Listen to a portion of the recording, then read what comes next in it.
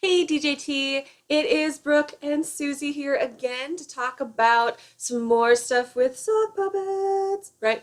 So, one of the things that you have to think about when you are doing sock puppetry is posture, right? Posture is one of the most important elements when you are trying to get a puppet to move and interact. So, first part of posture is your own posture, right? When you are working with a puppet, you have to think about how you are holding your body.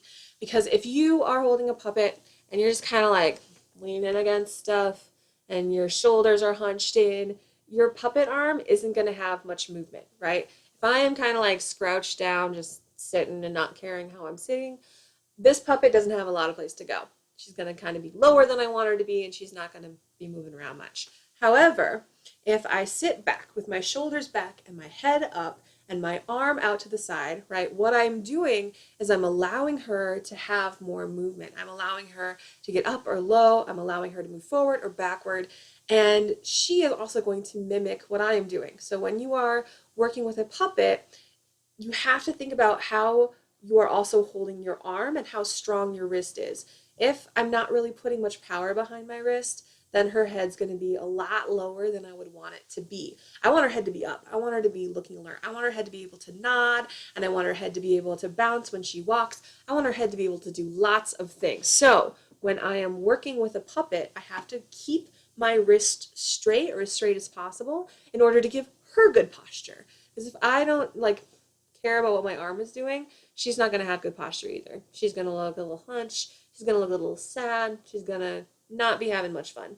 But if I give her a strong neck, right, and good shoulders, then her head's going to be up and she's going to be able to move around better and she's going to be able to have better direction and seem more lifelike. She's going to have more personality and more movement the stronger my arm is. So keep your shoulders back, keep your head up, keep your arm out, and then when you're able to talk, she's able to move and look around and explore all on her own rather than relying on you to force her to do things. So, one of the other things you have to think about when you are working with a sock puppet is where are their eyes, right? So, in good sock puppetry, one of the things that you have to think about is can your audience see their eyes, right? Because when we are talking to people, one of the things that we have to do is we have to make good eye contact because eye contact tells somebody else, yes, I'm listening to you. Yes, I'm paying attention to what you have to say, and I care about what you have to say. Yeah, I do. So, when you are using sock puppets, their head, their face, their eyes need to be pointed to the people that they are talking to, right? If they're just kind of like looking up the entire time because your hand is up the entire time, it doesn't really look like they're paying attention. If I'm talking to Susie and she's looking up, I'm not really talking to her, am I? No, I'm not.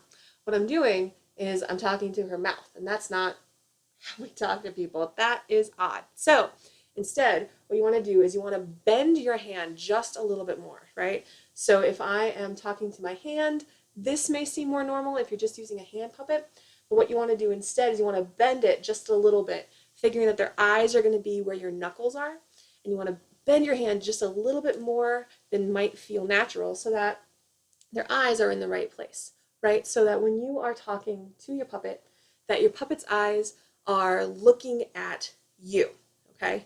So another thing about eye contact when you are talking with your puppet, if you are talking to an audience and the puppet's just kind of like hanging out around, hanging out in the corner, not really paying attention, one of the things that happens is that the puppet will seem less real, right? If I never look at or interact with this puppet, it's not going to seem like a very real thing. What you need to do instead is actually look your puppet in the eyes just like you would if they were another actor on stage with you.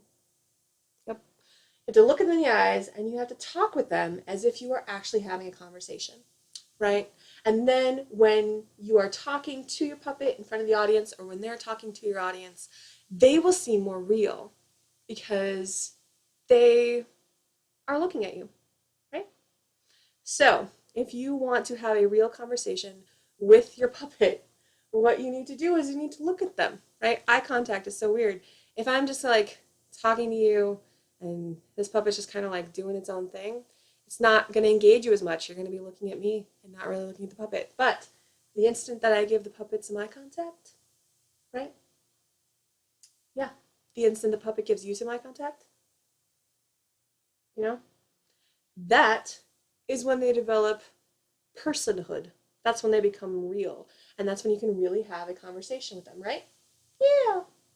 So, when you're working with your puppet, just make sure that you maintain good posture yourself so that your puppet has good posture, and you maintain eye contact so that your puppet will seem more like somebody you're having a conversation with.